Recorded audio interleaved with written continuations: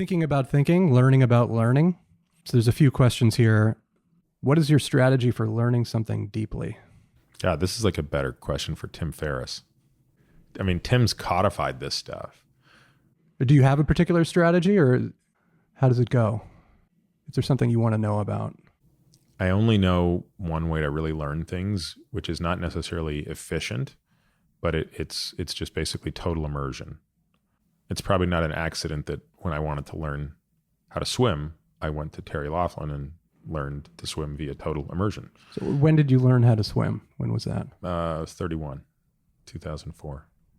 So when you got into open water swimming, when you realized you wanted to get into open water swimming, you didn't know how to swim. Right. I had to learn how to swim. Okay. Yeah. It's a necessary condition. Yeah. So I remember in 2011 when I became, maybe 2011, when I became really interested in lipids. Just basically realizing, looking at my family history, I'm probably going to die of heart disease. That's sort of how almost every male that I'm related to has died of heart disease. So I knew enough to know, one, I probably don't know the answer, and two, I should learn about this. And that's when I met Tom Dayspring, who became my first teacher on this topic. And since that time, it remains unquestionably the greatest mentor I've ever had in this space. And I've also got to know guys like Ron Krauss and Alan Snyderman and Jamie Underberg. I mean, I could just rattle off the names of all of these guys. Tara Dahl. They've all been incredibly gracious with their insights and their time. But yeah, the approach I took was just like, give it to me all. Don't try to give me the cliff notes. Just, I'm going to freaking learn it. And at one point, I even contemplated going back and doing a fellowship in lipidology. But of course, the problem is I couldn't as a surgeon, because I had to go back and do internal medicine. You know, I would have to go back and spend 2 years doing internal medicine. I'd only get 1 year credit for surgery and all that stuff. So I realized, no, I don't need to become a lipidologist. I can just learn what the lipidologist knows. So it's reading papers, it's watching lectures, but in many ways, your learning comes from doing.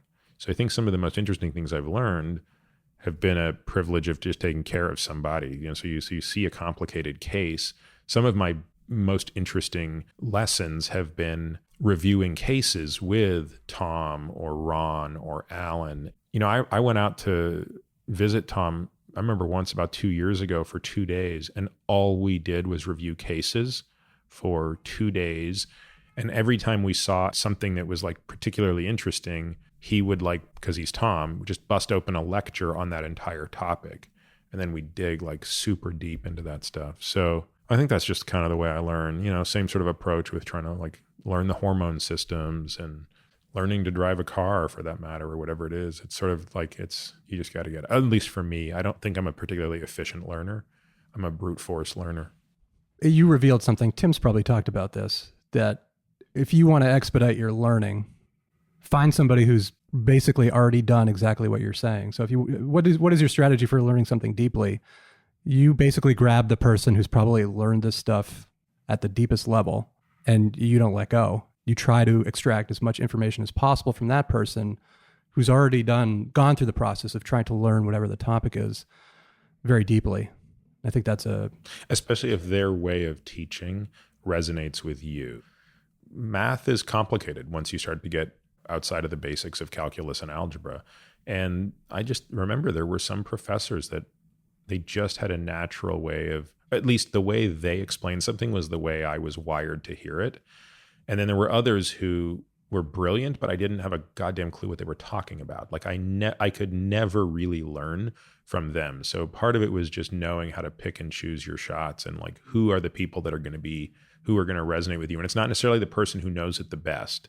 It's the person who can teach it the best, at least during that phase. And then maybe as you get further down, like, I don't think anybody could have done for me what Tom did at the outset, because I just don't think anybody has put that much thought into teaching lipidology in the world. I mean, I really mean that. Now that I've been at this for quite some time, I don't think anyone on the planet has put more time into teaching and educating and codifying the insights of lipidology and the science of lipoproteins than Tom Dayspring.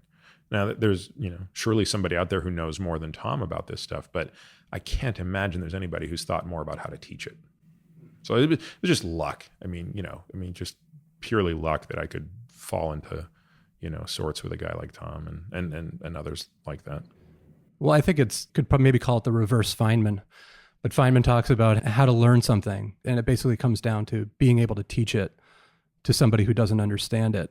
And you've kind of taken the inverse in some ways too, where you look at teachers and it doesn't necessarily matter what their level of understanding is of that topic. If you're not clicking with that person and it doesn't seem like you're extracting much information, whether you're not a good student or that person's not a good teacher, I think you're relatively quick to say, there's more stuff out there that I could probably latch onto. And I like today with, the internet, I sound like I'm about 100 years old, but like with the internet, but you go on YouTube, you can download lectures of all these different people. With the Google and the YouTube. With the interwebs. Yes. The Twitters. The Twitters. With all the GBs and the Wi-Fis. The problem is, it's too much information. So part of it is like trying to figure out the person teaching this to me, do they know what they're talking about? Hopefully they do. But then ultimately you have so many different avenues and so many different venues in terms of media. Can you listen to it, or do you read it, or does somebody face to face, does somebody teach it to you? Where I think the answer can be kind of customized to whoever asked that question about your strategy for learning something deeply. I don't think that there's necessarily and there's another thing I've done, which I'd be remiss to not mention, is you at some point I've just hired people to help me learn. I mean, that's what you lead, is a group of people whose job is to basically help me learn. It's to basically shortcut the system and cheat by saying, Bob, we have got to know everything about IGF, IGF-BP3, and growth hormone. I don't have the time. If I'm going to learn this in detail, it will take 3 years. If you're going to learn it in detail, it will take 3 months. I may never actually get to know it as well as you, because you will have done all of the heavy lifting and you will have turned tens of thousands of pages into 50 or 100 pages for me. And I know, having been the guy that once made those 50 to 100 page syntheses, that the devil was in the details and I had so much nuance around it that I will now give up. But in an effort to geometrically increase knowledge, that's probably a price I'm willing to pay. So let me turn the question to you, since you have more experience doing this now than me. When Attia calls you and he's like, Bob, dude, we got to know everything about X, what do you do? Some form of total immersion. What I typically try to do, I'm trying to think of some of the stuff, like Tom 40 is a good example. Yeah. So that was about a year ago, we had to know everything about Tom 40 and its relationship to ApoE4. And I knew nothing about it. And there's probably plenty to learn about it. But a lot of times what I'll do is I'll try to find either a paper or usually a paper, because the lectures are actually usually simpler to understand, but something that's kind of complex. And I read it and just go. And do you specify like a review article that you want to start with, or do you want to start with primary research? I'll go to a review article that's covered all the stuff that's relatively technical, and I'll read it and I won't understand, 90% of it or something like that.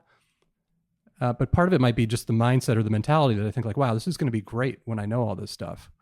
And then I try to immerse myself in it. Probably it's like a combination of stuff. YouTube, the lectures, if you can find, this is one of my hacks, I think, although that's kind of a pejorative. I would say that I've learned that some of the best researchers, when they give talks, they're not necessarily speaking to their colleagues and just geeking out on this stuff. They have to explain it at a lower level. And so I'll watch something, I'll try to watch like the simplest or the easiest stuff, or it's way oversimplified. And I'll watch that lecture and I'll pick something up, and it's probably like learning a lot of things, whether it's a sport or an instrument or things like that, maybe it's like a little dopamine hit or something that you pick up something and you feel like you're actually learning something, and you can now read a sentence in that deep review paper or one of the experiments, and you actually understand what it means now at some level. And then I'll try to find a great book on the topic, which for Tom 40, I don't know if there is one. All those of you out there listening, looking for a book to write, it's the Tom 40 story. Yeah. So 2 M's. So usually, most other topics, you usually be able to find a good book and something that's like a relatively fast read. Sometimes you get very lucky, and Sid Mukherjee writes the biography of cancer, and you want to learn about cancer, and you feel like you're reading like a novel, but you're actually learning. You like the best kind of learning is like you don't even realize that you're learning. It's just like it seems like it's entertaining. That's probably why sometimes I gravitate to some of the YouTube talks and the people who are good at teaching those things. That's sometimes why when I ask you for a short overview of something, you send me a 154-page document on it. Yeah, and it's probably a sign that I don't understand it all that well. That's the Mark Twain quote that you sometimes talk about. If I had more time, it would be a shorter letter. So to be able to synthesize it and condense it is a challenge. So I guess being very specific, now that I hear you say that, it reminds me of other tricks that I would use. I definitely like to start with the most recent review article on a topic. I never want to start in the primary literature because it's too narrow, and I want a larger overview. So for example, like if tomorrow I decided if I didn't know anything about LP(a) and I wanted to start from scratch, I would, go into PubMed and search LP(a) review. If I was lucky, I'd know who the players in the field were, but generally, by looking at the citations, you'd pretty quickly figure out Sam Tamikis is God. And then I would look for the last 3 review papers Sam Tamikis has written on the topic. I would start by looking at the figures. Once you understand the figures, you actually know what's going on.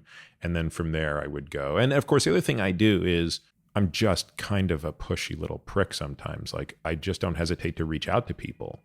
You're the same way. Like, every week you're emailing the author of some paper. And honestly, I think that they never view it as pushy, even though we feel like, are we being too obnoxious by bugging them? But the reality of it is they love it. This is their life's work. There's like one other geek out there who wants to know everything about their life's work. I don't recall you ever getting a response to one of your emails where someone says, piss off.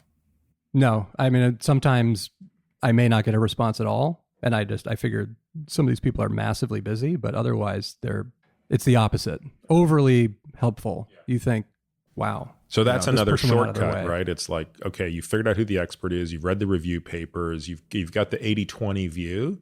Now you look at the experts to help you get the last 20%. Now you want to go 20-80.